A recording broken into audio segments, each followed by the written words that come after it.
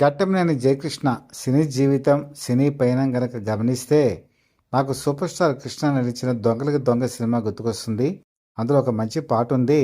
అందులో బాలనటుడిగా ఘట్టమనేని రమేష్ బాబు కూడా కనిపిస్తారు.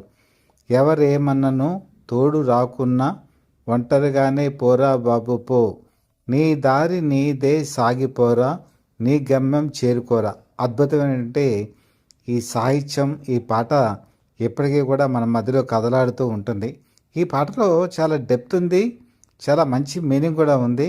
అది ఘట్టమనేని జయకృష్ణకు ఎందుకు అన్వయిస్తుందంటే, మనిషి కష్టాల్లో ఉన్నప్పుడు, సుఖాల్లో ఉన్నప్పుడు రెండికి చాలా డిఫరెన్స్ ఉంటుంది. సుఖాల్లో ఉన్నప్పుడు అందరూ మనతో పాటు ఉంటారు, మనతో పాటు పయనం సాగిస్తారు. కానీ కష్టాల్లోనూ ఒంటరిగాను ఉన్నప్పుడు మనతో ఎవరుంటారు అన్నదే జీవితంలో ప్రశ్నార్థకం. సూపర్ స్టార్ కృష్ణ సినీ జీవితాన్ని కనుక మనం ఒక్కసారి పరిశీలన చేస్తే, ఆయన ఎన్నో అవరోధాలు ఎదుర్కొన్నారు, అడ్డంకులు ఎదుర్కొన్నారు. అలాగే ఎదురులేని మనిషిగా ఆయన ఎన్నో విజయాల్ని సాధించారు. కానీ ఆయనకు కూడా మరి అల్లూరి సీతారామరాజు సినిమా తర్వాత 14 ఫ్లాపులు వచ్చాయి. 14 ఫ్లాపులు అయిన తర్వాత ఆయనకి తీయటానికి నిర్మాత అనేవారు లేకుండా అయిపోయారు. ఎవరు ఆయన చుట్టూ లేరు. ఏ బెల్లం చుట్టూ ఏగల్లా ఉండేటువంటి వాళ్ళు ఒకసారి మటుమాయమైపోయారు. కారణం ఏంటంటే ఆ రోజున సక్సెస్ లేకపోవటం.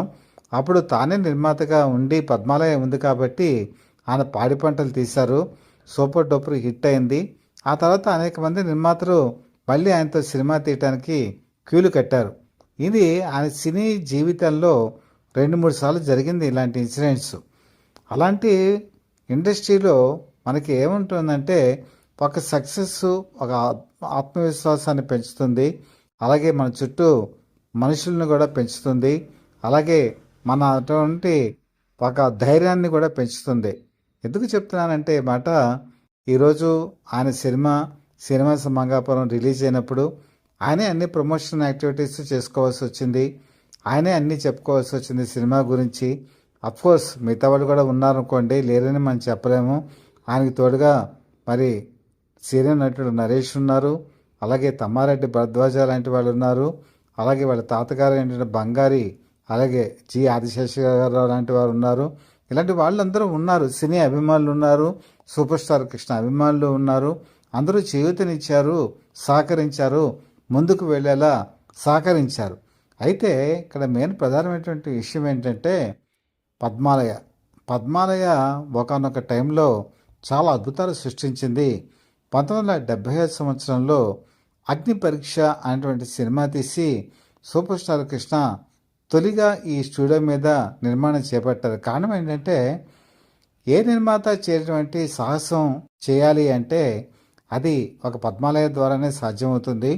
అలాగే కొత్త కథలు చేయాలన్నా, అలాగే సాహసోపేతమైన నిర్ణయాలు తీసుకోవాలన్నా అది ఎదుటి నిర్మాతల మీద వేయటం అంత శ్రేయస్కరం కాదు. ఆ ప్రయోగాలేవో నేనే చేద్దామని చెప్పి ఆయన స్థాపించిన అతి కొద్ది కాలంలోనే మోసకాళ్ళు లాంటి కౌబాయ్ సినిమా తీశారు. ఆయన నిర్మాత కాబట్టి ఆ ప్రయోగం చేయగలిగారు. అల్లూరి సీతారామరాజు తీయగలిగారంటే ఆయన ప్రయోగమే. దేవుడు చేసిన మనుషులు మల్టీ స్టార్ మూవీ చేయగలిగారంటే ఆయన ప్రయోగమే. ఇలాగా ఎన్నో ప్రయోగాలు చేశారు. కారణం ఏంటంటే, పద్మాలయ అనేటువంటి ఒక బ్యానరు ఆయన నడిపించడమే. అది ఎన్నో విజయాలు సాధించింది. ఒక తెలుగులోనే కాదు, హిందీలో కూడా సూపర్ డూపర్ హిట్స్ని అందించింది. ఈ మధ్యకాలంలో ఆదిశేషరావు గారు ఒక మాట అన్నారు, పద్మాలయ బాధ్యతల్ని మోయవలసింది జయకృష్ణ, నేను వెనకాలే ఉంటాను, ముందుకు నడిపించి ముందు సినిమాలు కూడా తీయాలని చెప్పి ఒక చక్కటి మాట చెప్పారు. అది నిజంగా ఈ రోజుకి అది అత్యావశ్యకం. ఎందుకంటే పద్మాలయ బ్యానరు ఈ మధ్యకాలంలో సినిమాలు తీయటంలా. అంతకుముందు ఎన్నో గొప్ప సినిమాలు తీసినటువంటి ఈ సంస్థ ఈ మధ్యకాలంలో సినిమాలు తీయకపోవటం సినీ లవర్స్ని, ముఖ్యంగా నార్త్ ఇండియా ప్రేక్షకులను కూడా ఒక విధంగా ఆశ్చర్యపరుస్తుంది. ఒకప్పుడైతే అది చేసిన సంచలనాలు అంతా ఇంత కాదు. ఎన్నో నూతన ప్రయోగాలు చేసింది, కొత్త టెక్నాలజీని ఇంట్రడ్యూస్ చేసింది, కొత్త కథల్ని ప్రవేశపెట్టింది, కొత్త పుంతలు తొక్కింది. అలాగే అనేక మంది టెక్నీషియన్స్ని ఇండస్ట్రీకి పరిచయం చేసింది, కొత్త ఆర్టిస్ట్ని పరిచయం చేసింది. పద్మాలయ అంటే కేవలం సూపర్ స్టార్ కృష్ణ సినిమాలు ఆయన నటించడమే కాదు, ఆయన తీసినటువంటి బ్యానర్లో ఎన్టీ రామారావు నటించారు. పైగా అదే బ్యానర్లో కృష్ణరాజు లాంటి వేరే మల్టీ రెబల్ స్టార్తో సినిమాలు తీశారు. ఆయనకి అనుబంధంగా ఉండేటువంటి సంస్థలు విజయకృష్ణ తీసుకున్న, పద్మావతి ఫిల్మ్ బ్యానర్ తీసుకున్న, మిగతా బ్యానర్స్ తీసుకున్న అందులో మరి అక్కినేని నాగేశ్వరరావు నటించారు. ఇలాంటి గొప్ప గొప్ప నటీనటులందరూ కూడా ఆయన దాంట్లో నటింపజేశారు. మురళీమోహన్ కూడా ఈ పద్మాలయ బ్యానర్లో నటించడం జరిగింది. కాబట్టి తను హీరోగానే కాకుండా మిగతా హీరోలతో కూడా నటింపజేసి పద్మాలయ అందరిది అన్న భావన ఆయన కలగజేశారు. అలాంటి గొప్ప మనస్తత్వం ఆయన ఉంది కాబట్టే ఈరోజు ఇండస్ట్రీ ఇంతకాలం కూడా గుర్తుపెట్టుకుంది పద్మాలయని. మరి పద్మాలయకి ఈరోజు మరి మరి జయకృష్ణ ఒక పట్టాభిషేకం జరిగి ఒక యువరాజుగా ఎదిగి ముందు ముందు కూడా ఆయన అనేక సినిమాలు కనుక ఈ పద్మాలయ స్టూడియో బ్యానర్ మీద కనుక నిర్మించగలిగితే ఇది పునర్నిర్మితం అవుతుంది. అలాగే ఎన్నో మంచి సినిమాలు తీసేటువంటి సత్తా దీనిలో ఉంది. అలాగే ఇప్పటికీ కూడా మరి ఆదిశేషగిరిరావు గారు ఆయన ఎంతో అనుభవం ఉన్నటువంటి వ్యక్తి. ఓ పక్క సినిమా నిర్మాణంలోనూ అలాగే సినిమాకి సంబంధించినటువంటి ఆర్థిక విషయాల్లోనూ అలాగే సినిమాకి సంబంధించిన టెక్నాలజీలోనూ ఈవెన్ వరల్డ్ వైడ్గా ఉన్నటువంటి సినిమా మీద కూడా ఆయనకి పట్టుంది. రాను రాను ఆయన మారుతున్నటువంటి అభిరుచులు, ఆ అభిరుచులకి తగ్గట్టుగా ఉండేటువంటి మనస్తత్వాల మీద కూడా ఆయన మంచి అవగాహన ఉన్నటువంటి వ్యక్తి, నాలెడ్జబుల్ పర్సన్ ఆయన. ఆయన ఒక మాట అన్నారు, స్పైడర్ మ్యాన్ ఈరోజు ఆంధ్రప్రదేశ్లో ఆడుతోంది, గొప్పగా ఆడుతోంది. కారణం ఏంటి, దానికైనా ఇక్కడ ప్రమోషన్ చేశారా అనే ఒక క్వశ్చన్ వేశారు. నిజంగా ఆలోచించదగ్గటువంటి అంశం. ఎక్కడో హాలీవుడ్లో ఉన్నటువంటి సినిమా మన ఆంధ్రప్రదేశ్లో వచ్చి ఇక్కడ విజృంభణ చేస్తోంది అంటే కారణం నేను గతంలో కూడా చెప్పాను. మన తెలుగు నేటివిటీకి సంబంధించినటువంటి సినిమాలు ఎక్కువగా మేకింగ్ అవ్వకపోవటం, అలాగే మన యువత కూడా తెలుగు సినిమాని వదిలేసి ఎప్పుడు రావట్లేదు కదా అని ఇంకా ఫారిన్ కల్చర్ వైపు మొగ్గు చూపడం కూడా ఇది రాను రాను పెరుగుతోంది.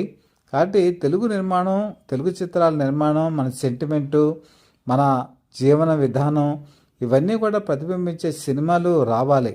మీరు super star Krishna Padmalaya banner మీద తీసిన సినిమాలు చూస్తే మన తెలుగు నేటివిటీ, మన తెలుగు సంస్కృతి, మనకున్నటువంటి రైతులు కష్టాలు కన్నీళ్ళు, అలాగే మధ్యతరగతి కుటుంబం వాళ్ళకుండే బాధలు ఇవన్నీ కూడా పాత్రల ద్వారా ప్రతిబింబించేవి. అలాంటి గొప్ప సినిమాలు ఆయన తీశారు. కానీ ఈరోజు ఏవి ఎక్కడున్నాయి? అవి ఎక్కడ కాకడా పెట్టి వెతికినా కనిపిస్తున్నాయా? లేదు. కాబట్టే పద్మాలయ లాంటి సంస్థలు ఈరోజు జయకృష్ణ ఆయన గైడెన్సు, ఆయన ఆధ్వర్యంలో ముందుకు నడిస్తే సీనియర్గా ఉన్నటువంటి ఆదిశేషగిరిరావు గారు వెనకాల ఉంటారు, ముందుకు నడిపిస్తారు.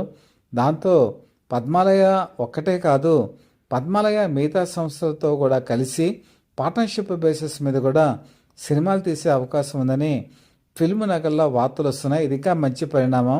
ఎందుకంటే ఈరోజు ప్రొడక్షన్ హౌసులు ఇండివిజువల్గా సినిమాలు చేసేదానికన్నా 2-3 ప్రొడక్షన్ హౌసులు కలిసి సినిమాలు తీయటం మంచిదని భావిస్తున్నాయి. ఈవెన్ హాలీవుడ్లో కూడా ఒక సంస్కృతి ఏంటంటే పెట్టుబడి ఒక్కళ్ళే పెట్టడం లేదు. ఇప్పుడు ఒక 10 మంది కలిసి పెట్టుబడి పెడుతున్నారు, 10 మంది నిర్మాతలుగా మారుతున్నారు.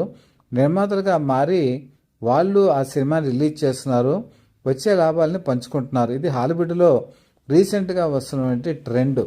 అదే కాదు, మనం గతంలో మన తెలుగులో కూడా ఒక 5 నిర్మాతలు అలా కలిసి తీసిన సందర్భాలు ఉన్నాయి. వియ్యాల వరకు అయ్యాలు సినిమా 7 కలిసి తీశారు. 7 నిర్మాతలు కలిసి ఒక చిన్నపాటి సినిమా తీయడానికి ఆ రోజు కష్టాలు పడాల్సి వచ్చింది. దానికి సూపర్ స్టార్ కృష్ణ జయప్రద సహకరించబట్టి ఆ సినిమా రిలీజ్ అయ్యింది. కాబట్టి ఈరోజు కూడా అదే ట్రెండ్ వస్తుంది. ఒక్కళ్ళే మీదే భారం కాకుండా ఔత్సాహికమైనటువంటి వాళ్ళందరూ ముందుకొచ్చి గొప్ప సినిమాలు తీసి ముందుకెళ్దామనేటువంటి తాపత్రయం ఈ ప్రొడక్షన్ హౌస్తోనే అది సాధ్యమవుతుందని చెప్పి అందరూ భావిస్తున్నారు. ఆ దిశగా అడుగులేయటం చాలా మంచిది. ఆ విధంగా ఏదైతే ఆదిశేషగిరిరావు గారు చెప్పారో అది అక్షరాల సత్యం. ఈరోజు మంచి క్యాలిబర్ ఉన్నటువంటి నటుడు జయకృష్ణ. ఆయన అన్ని రంగాల్లోనూ, ఈవెన్ నటనలోనూ, వాచకంలోనూ, అలాగే ఈవెన్ ఫైట్స్లోనూ, డ్యాన్సుల్లోనూ, అలాగే మామూలుగా అన్ని రకాలైనటువంటి దాంట్లో కూడా ఆయనకి అనుభవం ఉంది. మొదటి సినిమాలోనే తానంటే తాను ఏంటో ప్రూవ్ చేసుకోవడం కూడా జరిగింది. ఒక మంచి సత్తా గల నటుడు తెలుగు ఇండస్ట్రీకి లభించాడు. ఇలాంటి ఆణిముత్యం మరి మరొక గొప్ప చిత్రాలు కోహినూరు వజ్రంలా వెదిగి మంచి కథానాయకుడిగా మరొక సూపర్ స్టార్గా ఎదిగాడు. ఈ సూపర్ స్టార్ మరింత ప్రకాశవంతంగా ఉండాలి అంటే పద్మాలయ బ్యానర్ రివైవ్ అవ్వాలి. అలాగే అది మంచి సినిమాలు తీయాలని అభిరుచులు కోరుకునేటువంటి నిర్మాతలు ఉన్నారు కాబట్టి అది నెరవేరాలని మనం కూడా ఆశిద్దాం. మనం కూడా ప్రేక్షకులు కోరుకునేది నవ్యత గల సినిమాలు. ఆ సినిమాలు రావాలి. జయకృష్ణ అది అందివ్వగలడు. అభిమానులు ఏదైతే కోరుకుంటారో అది పరిపూర్ణంగా అందించగల సత్తాగల నటుడు కాబట్టే ఈరోజు అభిమానులు ఏగర్గా వెయిట్ చేస్తున్నారు. రాబోయే సినిమా ఎలా ఉంటుంది, ఎలా ఉండబోతోంది, ఏ విధమైనటువంటి కథ ఉండబోతోందని తొందరలోనే ఆ నిర్ణయాలన్నీ కూడా వచ్చేటువంటి అవకాశాలు ఉన్నాయి. ఎందుకంటే ఇప్పటికే చాలామంది నిర్మాతలు ఆయనతో సినిమా తీయడానికి ముందంజలో ఉన్నారు. ఎవరి సైన్ ముందు జరుగుతుంది, ఎవరి సినిమా అనౌన్స్ అవుతుందో తొందరలోనే మనకి తెలుస్తుంది. అంతవరకు మనం కూడా వేచి చూద్దాం. మీకేమనిపిస్తోంది? ఈ కంటెంట్ మీకు నచ్చిందా? మీకు నచ్చితే కనుక కామెంట్స్ రూపంలో నాకు తెలియచేయండి. ముందుగా బెల్ ఐకాన్ ప్రెస్ చేసి సబ్స్క్రైబ్ చేసుకోండి. మీ బ్లెస్సింగ్స్ మా ఛానల్కి అందజేయవలసిందిగా మనస్ఫూర్తిగా కోరుకుంటూ మీ మిత్రుడు శ్రేయోభిలాషి Satya for the people live TV chief editor DVSS Krishnaprasad.